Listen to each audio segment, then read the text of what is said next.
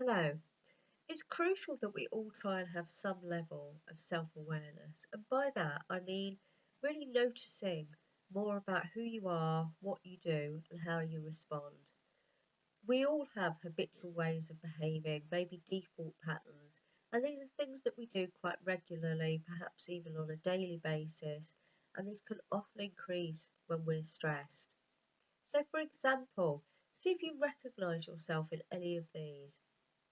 Are you a catastrophizer? Or these are sometimes called awfulizers. Perhaps somebody who maybe builds something really big out of what's happening and perhaps expects that it's going to be a catastrophe or indeed that something really awful is going to happen. Or perhaps you're a people pleaser, somebody who thinks that their needs don't matter, perhaps somebody who always puts other people's needs first or lets other people go first.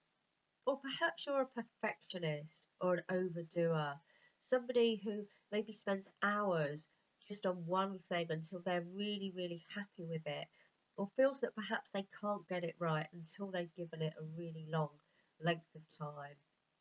Or perhaps you're somebody who's overly independent, who finds it really hard to ask for help and support and just thinks they have to manage things on their own. Or perhaps you're somebody who's really self critical, who has an inner voice that keeps telling them how they're not very good at things all the time. Or perhaps you're a hider or an avoider.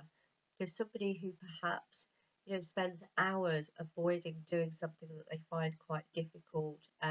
Maybe goes home and decides that they'll clean the windows rather than doing school reports or something, for example. So it may be that you recognise yourself in some of these. It may be that you recognise yourself in several of them.